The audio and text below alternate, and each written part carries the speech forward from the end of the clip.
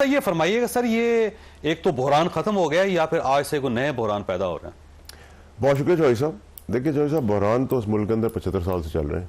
वो आते रहेंगे, जाते रहेंगे, उनको एड्रेस करते रहेंगे और वो कोई नई चीज़ नहीं है, कोई मुश्किल चीज़ भी नहीं है, अनोखी चीज़ भी नहीं है। और दूसरा ये कि पीटीआई के अगर लॉयर्स मूवमेंट चला रहे हैं तो मेरी तो उनसे गुजारिश ये होगी कि वो ज़रूर 100 बिस्मिल्लाह, लेकिन वो पहले इस पार्टी के अंदर तो झाड़ू फेरे जो बिकाऊ भगौड़े हैं, गद्दारी कर रहे हैं पीटीआई के साथ। और ये मैं उनकी बात नहीं कर रहा जिनका नाम पीटीआई ले रही है, जो तकरीरें कर रहे हैं 4-4 पार्टियां बदल कर, जो कहानियां सुना रहे हैं कि हमें पहले तो उठाया। मैं तो इसका मैं क्लैरिफाई करना चाहता नहीं। मेरा तो क्लेम बड़ा सिंपल है, उठा लिया, बिठा लिया, लिटा लिया, करवा लिया। मैं तो ये नेचर में हूँ। लेकिन अगर मैं उनकी कहानी सुन लूँगा, जी उठाया, फिर प्लास से चेस्ट से स्किन खींची, नाखून भी निकाले, फिर ड्रिल मशीन से आंखें भी निकाल ली, तेजाब कान में डाल लिए, भेजे को छुरी से काटा, फिर उंगलियों के टुकड़े किए, फिर बाजू का टुकड़ा किया, फिर टांगों का टुकड़ा किया, पैरों का टुकड़ा किया, फिर कुत्तों को खिला दिया, फिर कुत्तों से वापस खाना निकलवाया, फिर पोस्टमार्टम के बाद उनको सीधा किया और फिर एक प्लास्टिक सर्जन से उनको जोड़ा और जोड़ के फिर उनको वापस असेंबली में ले आया और उनसे वोट भी नहीं दिलाया। तो ये तो कोई पागल ही सोच सकता है। और इस पागलपन और दीवानगी का तो कोई जवाब किसी के पास होना चाहिए। कोई अगवा नहीं हुआ था, ठीक है सर, किसी ने वोट नहीं डाला। सर देखिए ना, जब वोट ही नहीं डाला आपने, जो लिस्ट देखिए, मैं तो बार बार कह रहा हूँ, मैं बार बार कह रहा हूँ, डिग्गी खोलने की जरूरत ही नहीं पड़ी। डिग्गी के बगैर ही मैंने कहा था, पूरे नहीं, उससे ज्यादा है, उससे भी ज्यादा है। अगली तरमीम में आप देखेंगे इससे भी ज्यादा होंगे। सारे मैं आपको बताता हूँ चौधरी साहब, इसको यहां से शुरू करते हैं। गंडापुर साहब आए, डिग्गी में बैठे गायब हो गए, तो इनकी पार्टी का दस्तूर ये रहा है कि गायब हो जाते हैं। फिर उसके बाद 15 दिन बेचारे बकौल इनके इमरान खान साहब को, जिनको इन्होंने गलत काम करवा के जेल भी करा दिया, उनकी सियासत भी कर रहे हैं, और उनके खिलाफ प्रेस कॉन्फ्रेंस करके कुर्सियों पे बैठे हुए, सेनेट में भी, नेशनल असेंबली में भी प्रेस कॉन्फ्रेंस करके, और फिर मजलूमियत का ड्रामा भी करते हैं।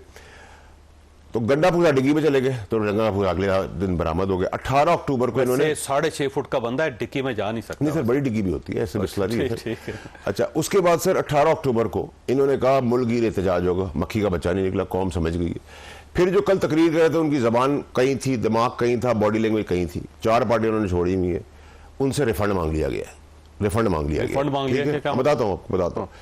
उसके बाद ये कहानी चली कि जी अच्छा, इन्होंने क्या किया कि उन लोगों के नाम दे दिए जो पार्टी में इनको खटक रहे हैं। और मैं उसका भी रीजन बता देता हूँ। इन्होंने सेनेट में फैसल सलीम का नाम लिया और डॉक्टर जक्का का नाम लिया। क्यों लिया?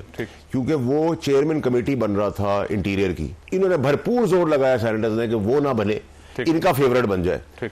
वो नहीं हुआ, ठीक है जी, थपकी दिला के वो बन गया।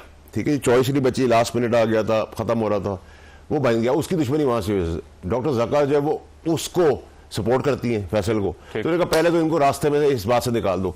तो अगर आपने सारा कुछ किया और करने के बाद, ड्रामा करने के बाद, कोई वीडियो नहीं, आपने कहा लाहौर में बंदे मार दिए, जख्मी हो गए, वो नहीं दिखा सके आप, प्रोटेस्ट आप नहीं कर रहे, इमरान खान को इन्होंने बेचा है, ये इन्होंने इस गवर्नमेंट को लीगलाइज किया है, जिनको 47 कहते हैं, तो उनके साथ बैठे, एक एक तरमीम में साथ चले, गाड़ियां, फैसिलिटी, ट्रैवलिंग सारी उनसे ले रहे और लीगलाइज किया।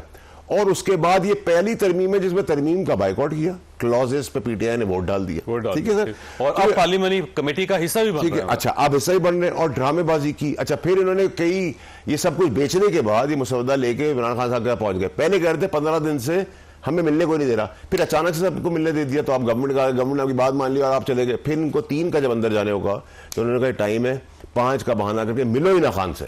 ठीक है, फिर ब्लफ कॉल करना था, कहा 5 अंदर जाए। जब 5 अंदर गए तो तबीयत साफ करके गालियां पड़ी हैं। ठीक है, अच्छा, उसके बाद वापस आए। उसके बाद इन्होंने मौलाना साहब की तारीफें की, सब कुछ किया, फलाना के दिमागे। मौलाना साहब ने एक लफ्ज ना खान साहब के लिए अच्छी बात की, ना इनके लिए अच्छी बात की। ये तो इस काबिल भी नहीं इनके लिए अच्छी बात करे। और मंसूर का बड़ा अच्छा तजिया है, मुझे तो उसका तजिया बड़ा पसंद आया।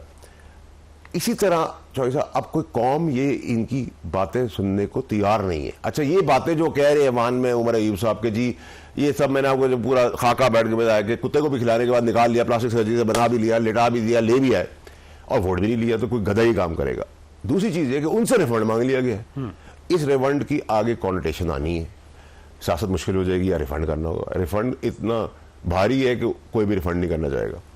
तीसरी चीज ये कि देखिए, कुछ लोगों ने बगावत तो नहीं मैं कहूँगा, अपने ज़मीर या अपने ज़मीर तो मिस्टर ज़मीर आ जाते हैं तो उसको भी छोड़ दें, लेकिन अपने कॉन्शियस के तहत ये करना शुरू कर दिया कि वो गुलामी नहीं करेंगे, गलत होगा तो गलत, खड़े हो जाएंगे अपनी लीडरशिप आगे। मैं भी खड़ा हुआ था। ठीक, प्रॉब्लम ये है चौधरी साहब कि ये बुरी तरह ट्रैप हो गए, फंस के एक्सपोज हो गए। अब ये धर्म इनका कोई जलसा जुलूस नहीं, ये इमरान खान के लिए कोई कोशिश नहीं कर रहे। इसके अलावा जितने लोग हैं वो सब जेलों में सड़ रहे हैं, ठीक है।